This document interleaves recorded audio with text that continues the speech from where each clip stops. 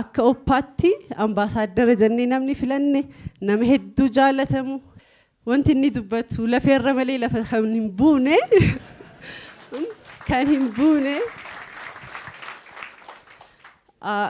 ka qeerrollee ta'ullee urmii gabaabduu tana keessatti waan guddoo saba isaatiif hojjetee garsiisuu danda'e rabbi urmii arraageessaa kennuufillee fuulduraafis kabajamaa ka hedduu jaalannu artistii keenya artistii Hacaaluu Oppaa ambaasaaddariidha jechuudha.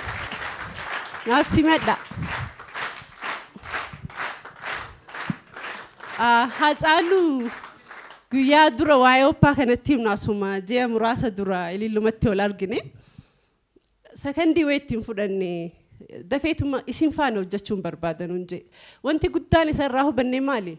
Haaceen keenya ummata keenya karaa irratti jarri ajjiisaa beekofaaf osoo hin tahin lammii keenya ka baadiyyatti baadiyyaa magaalatti osoo imalu magaalaa keessatti rakkina tajaajila fayyaa sirrii ta'e dhabuun du'aa jirus saniifis waa gochuu akka barbaadu sirriitti irraa hubanne saniif hedduu jaalannaa akka Oppaatti hedduu galatoomfachuu barbaannaatti si'a tokko nu galatoomfadha.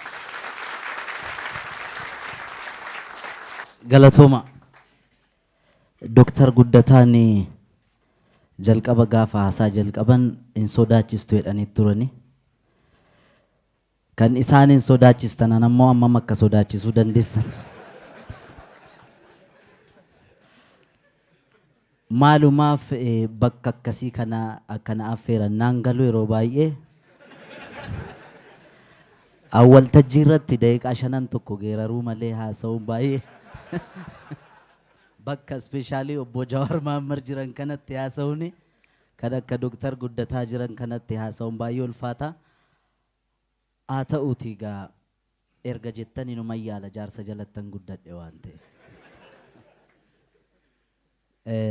Kabajamtoota abbootii gadaa, kabajamtoota hayyoota Oromoo hundi keessan duraan dursee waldaan hakimoota Oromiyaa ambaasaadara godhee ulaagaa kamiin akka ambaasaadara na godhee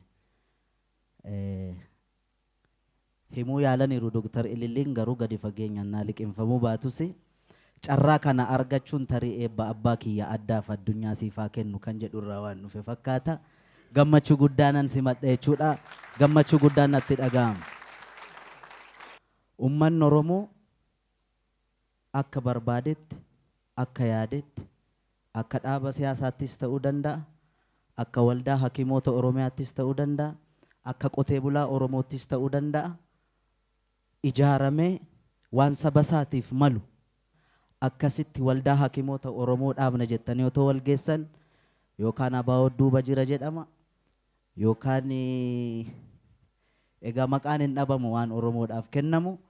Isinis immoo kanas gochuun dandeessan namni gochuu danda'us immoo yoo baay'atee 2 3 4 hin caalu innis yaadatti hafa jechuudha. Kanaaf bu'aa dhiiga ilmaan Oromooti jechuudha guyyaan har'aa kuni akkuma Dooktar jedhanitti gara fuulduraattis wareegama abbootii keenya irraa kaasee amma dhaloota ammaatti kaffalame kanaaf Oromoon akka Oromootti ijaaramuudha furmaanni inni jiru. Akka dhaaba siyaasaatti dhaabbilee hedduu qabna isaanis maquma qofa osoo hin ta'in dhaaba jechuun yoo gadi fagaatee dhaabbateedha gadi fagaatanii dhaabbatan hundi isaanii inni guddaan garuu akka sabaatti ijaaramuun uummanni Oromoo uumamaan hayyu warra sirna gadaa kalaqee seera gadaa keessatti dimookiraasii daangaa hin qabne jira.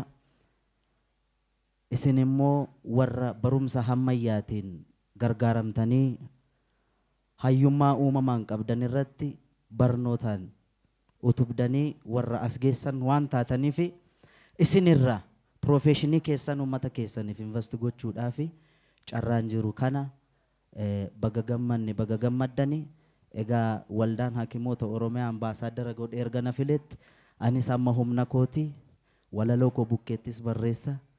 Waan isaan na ergatan kana ergamuudhaaf waadaan galan jedhan of galchaa galatooma.